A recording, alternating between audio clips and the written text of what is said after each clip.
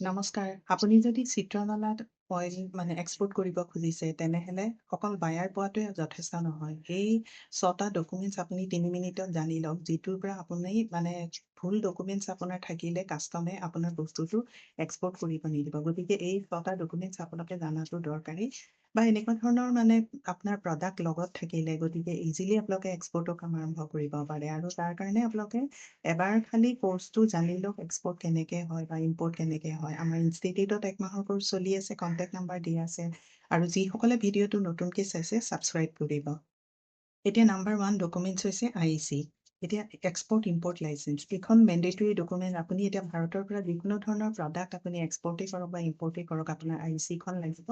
আৰু এইটো আপুনি DGFT ৱেবছাইটৰ পৰা ওলাব পাৰিব, অনলাইনে ওলাব পাৰিব। ৫০০ টকা ল'ব, গতিকে আপোনাৰ IEC মেণ্ডেটৰী। নাম্বাৰ 2 হৈছে কমাৰ্চিয়েল ইনভইচ। ইয়াত আপোনাৰ প্ৰডাক্ট প্ৰাইচ, কোৱালিটি বা কিমান আপুনি ৰেটত আপুনি দিছে বস্তুটো বা টোটেল ভেলিউ কিমান হয়, এই গোটেইখিনি ইয়াত মেনশ্যন থাকে। গতিকে এইটো বায়াৰ আৰু কাষ্টমাৰ দুইটাৰ কাৰণে বহুত ইম্পৰ্টেণ্ট ডকুমেণ্টছ হয়।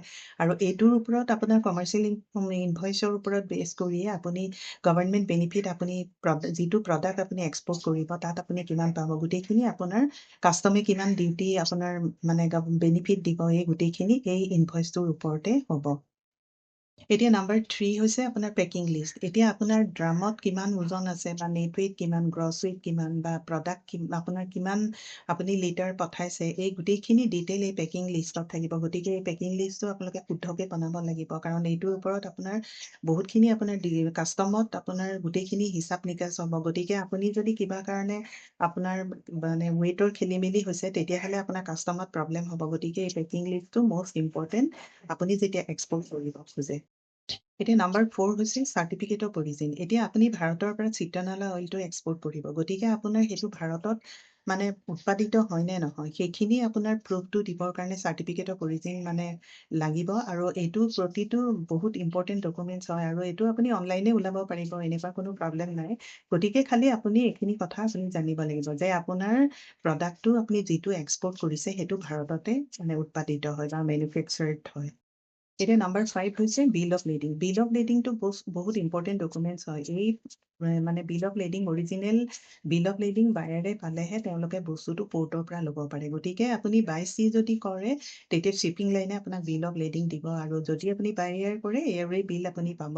গতিকে এইটোত আপোনাৰ গোটেইখিনি ডিটেইল থাকিব যে আপোনাৰ শ্বিপমেণ্টটো গৈছে নে নাই বা কিমান কোৱান্টিটি আছে বা কিমান কণ্টেইনাৰ আছে, গোটেই ডিটেইলছ আপোনাৰ বিল অফ লেডিঙত থাকিব। গতিকে এইটো BL বুলি কয় শ্বৰ্ট ফৰ্মত, আৰু বিভিন্ন ধৰণৰ BL আছে, সেইখিনি আপোনালোকে জানি ল'ব। গতিকে এই BLটো বহুত ইম্পৰ্টেণ্ট ডকুমেণ্টছ হয়।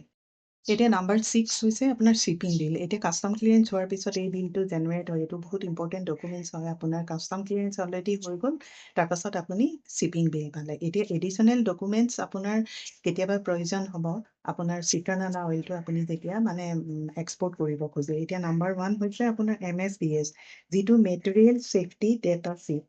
নাম্বাৰ 2 হৈছে টেষ্ট ৰিপৰ্ট। নাম্বাৰ 3 হৈছে ইঞ্চুৰেঞ্চ চাৰ্টিফিকেট।